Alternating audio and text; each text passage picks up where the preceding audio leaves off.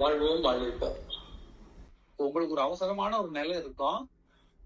அதுக்கு கட்ட வேண்டியதை இன்னொன்னுக்கு நீங்க தூக்கி அதை அப்படி என்ன பண்ணுவீங்க, தூக்கி மாற்றி போடுவீங்க. அது எந்த இடத்துல ரிட்டர்னா வரக்கூடியதா இருக்கணும், நமக்கு டெவலப்மெண்ட் தரக்கூடியதா இருக்கணும், அங்க தூக்கி போடணும். இது நம்ம கொடுத்தே ஆகணும். இப்போ உங்க அம்மா உடம்பு சரியில்லாம இருக்கிறாங்க, உங்க பொண்டாட்டி புடவை எடுக்கணும்னு சொல்லி அவ சம்பளம் வாங்கிட்டு வந்து ஒரு 50% கையில கொடுத்து நீங்களும் துட்டி போட்டு எடுத்துட்டு வாங்கன்னு சொல்றாங்க. Fund is on your hand, but your mummy is on the bed. ஹாஸ்பிட்டல்ல இருக்காங்க, பணம் கேட்டேன்னு அப்பா போன் பண்றாரு, டேய் கையில இருந்தா ஏதாவது அனுப்பி விட, இன்வைட்டா ஜிபே போடு, எனக்கு அட்வான்ஸ் பே பண்ண வேண்டியது நிறைய அமௌண்ட் கேட்கறாங்க. நம்ம கையில இருக்குது. ஐயோ பொண்டாட்டி போடுவாங்க, அவ தந்த காசு இல்ல, அதை எப்படி நம்ம கொடுக்குறது? வீட்டுக்கு போனா விடுவாளா? அவளுக்கு புடவை கொடுக்கலன்னு நம்ம வேட்டி பிடிச்சிருவா. அப்போ நம்ம இதை ஹேண்டில் பண்ணலாமா பண்ணக்கூடாதா? அவ பணமாவே இருந்தாலும் நம்ம கையில வந்துட்டு நம்ம தான் பொருள் வாங்க போறோம். என்ன வாங்க போறோம்? அந்த பணத்தை கன்வெர்ட் பண்ண போறோம். கன்வர்ஷன் ஒரு புடவையாக மாற்ற போறீங்க.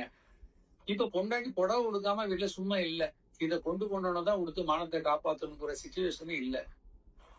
சப்போஸ் ஒரு ஃபங்க்ஷனுக்கு வாங்க போனா கூட ஃபங்க்ஷனே இன்னைக்கே இல்ல, நாளைக்கு நாளானைக்குன்னு தான் இருக்கும். முன்னாடி தான் புடவை வாங்குவீங்க. So you have a lot of time. ஆனா அம்மா ஹாஸ்பிட்டல்ல இருக்கிறதுங்கிறது அன்அவாய்டபிள், மறுத்து சொல்ல முடியாது. கடமை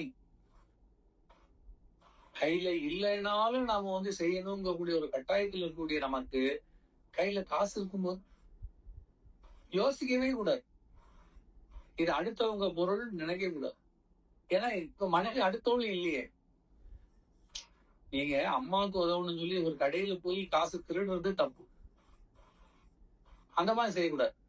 ஈண்டால் பசிக்காண்பாள் ஆயினும் செய்யட்ட சான்றோர் பழிக்கும் வினை, வள்ளுவனுடைய பாரு.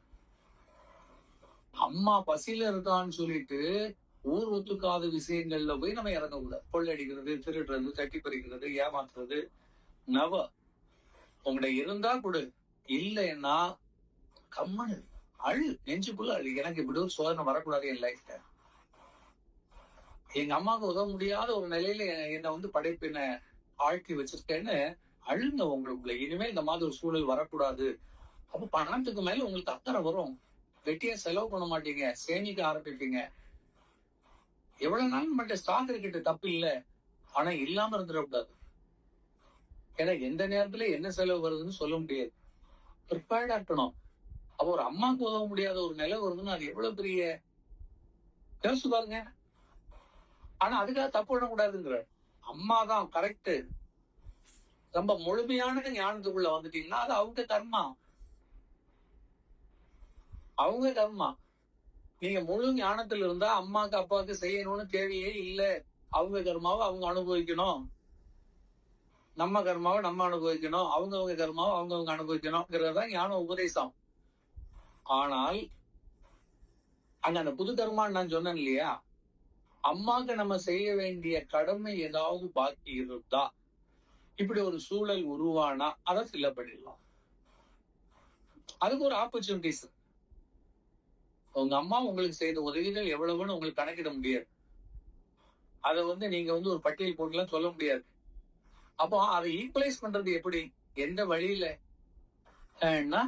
இப்படி ஒரு ஆப்பர்ச்சுனிட்டிஸ் நேச்சர் உங்களுக்கு கொடுத்துருக்கலாம்.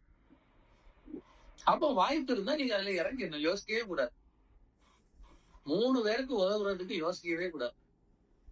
முதல்ல குரு, அந்த பக்கத்துல இருந்து வா, குரு.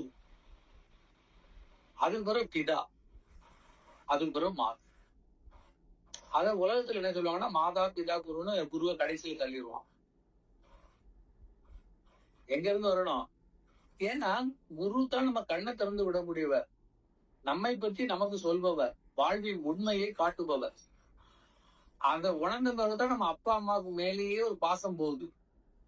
எந்த பிள்ளைக்கு இயல்பாக அம்மா அப்பா மேல பாசம் போகாது?